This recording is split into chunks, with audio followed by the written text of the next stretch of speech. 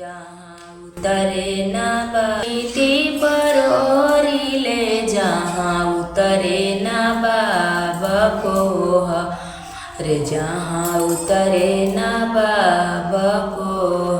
हम तो से पूछिले अंजनु दुल्हा हो, धर पापा के नाम को हबर, धर चाचा के नाम को हबर। तो हमारो जे चाचा जी राजावा, चाची रनिया रको हबर, चाची रनिया रको। तो हम तो से पूछिले कन्या सुबहे, धर पापा के नाम को हबर, धर पापा के। हेलो दोस्तों, सीमा लोकगीत चैनल में फिर से स्वागत करती हूँ आज के इस वीडियो में। तो हम आज के इस वीडियो में सुनाने वाले हैं, जब दूल्हा विवाह करके लाता है दुल्हन को तो किस गीत गाते हैं लोग, तो कैसे गाते हैं दुल्हन उतारने के समय गीत न, कोहबर गीत, कोहबर में जो गाया जाता है वो गीत है। तो कैसा लगेगा कमेंट सेक्शन में ज़रूर बताइएगा। यदि पसंद आए तो लाइक सब्सक्राइब शेयर कीजिएगा। फिर तो हम शुरू करते हैं इस गीत को। नेपाला बीती पर उतरे ना बाबा को हबर, जहाँ उतरे ना बाबा को।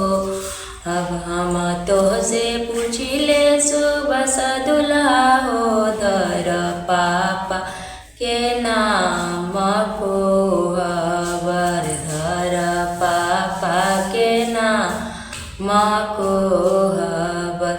हम तो से पूछिले सुबह सा दुल्हा हो, धर पापा के हमको हबर, धर पापा के नाम को।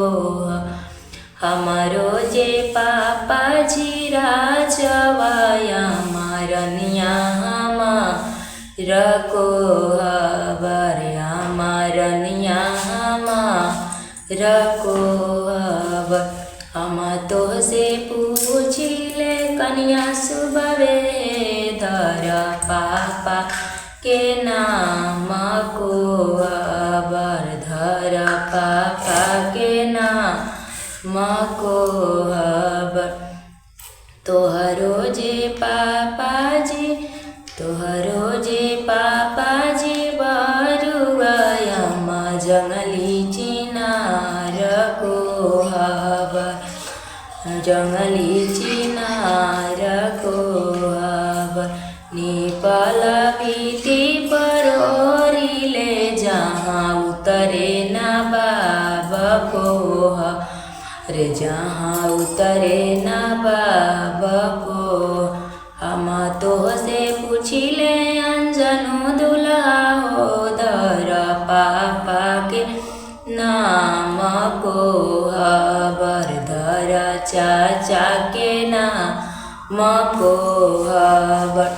तो हमारो जे चाचा जी राजावा, चाची रनिया रको हबर, चाची रनिया रको। तो हम तो से पूछिले कन्या सुबहे, धर पापा के नाम को हबर, धर पापा के नाम को। तोहरो जे पापा जी बारुआ मम्मी जंगली चिनार को हबर, मम्मी जंगली चिनार को हबर, धर चाचा के नाम को। हम तो से पूछिले अनजनु दुल्हा हो, धर चाचा के नाम को हबर, धर चाचा के नाम को। हमारो जे चाचा जी राजावा, चाची रनिया को हबर, चाची रनिया को हबर। तो हम तोहसे पूछिले कन्या सुबवेदर, चाचा के नाम पोहबर धर, चाचा के नाम पोहब। हमरो जे तोहरो जे चाची बारुआ चाची, जंगली चिनार को हबर चाची, जंगली चिनार को। तो दोस्तों यही एक गाली गीत था जो कोहबर के समय बहू को गाली देकर गीत गाया जाता है, वही गीत है। तो आप लोगों को कैसा लगा कमेंट सेक्शन में ज़रूर बताइएगा, एक प्यारा सा कमेंट जरूर कीजिएगा। फिर मिलते हैं हम अगले वीडियो में, तब तक के लिए बाय।